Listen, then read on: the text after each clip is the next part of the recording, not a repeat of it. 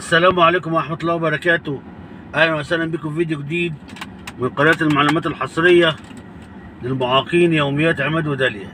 الفيديو ده كده على السريع معلومة مهمة جدا، عشان أنا شايفه كده أصلا إخوات المعاقين بيوقعوا بعض مع بعض في مشاكل. بمعنى إيه؟ واحد دلوقتي لسه بيسأل بيقول يا جماعة هي دلوقتي العربية لو مش مترخصة اللجنة برضه هتيجي تشوفها؟ واحد قال له لا طبعا يا بابا انزلوا شوفوها يا بابا.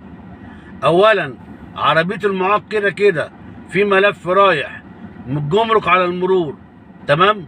حتى لو ما رخصتش عربيتك لسه ليها ورق في المرور اللي هو الافراج الجمركي، تمام؟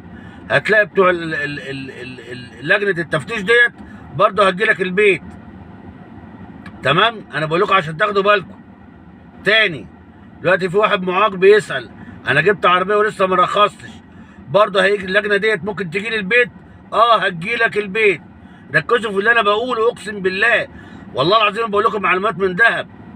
يعني المعلومه اللي انتوا شايفينها تافهه ديت بتحميك انت من غرامات الافات مؤلفه، تمام؟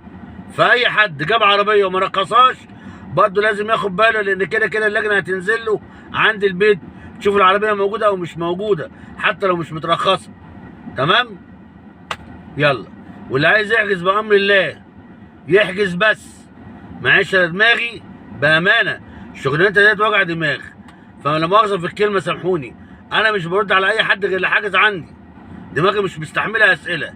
اللي عايز يحجز عندي تحت امره، انا احجز له وهنساعده بما يرضي الله، ولا فيها وسايط ولا فيها معارف ولا ليا في الكلام التافه ده. حلو.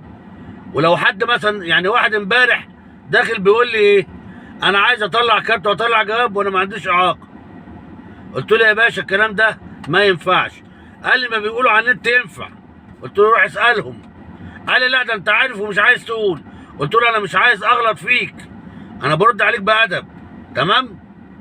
لحد كده انا خلاص كلامي خلص وقمت عامل له حظر.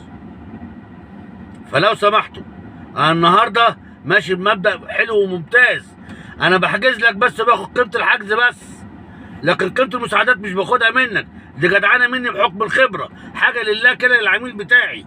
لكن اللي حاجز بره مش هاخد منه فلوس عشان ابيع له معلومه، انا مش بتاع بيع معلومات. ماشي يا جماعه؟ خدوا بالكم، سواء رخصت او ما رخصتش اللجنه هتنزل عند البيت تشوف العربيه موجوده ولا لا. السلام عليكم ورحمه الله وبركاته، مع السلامه.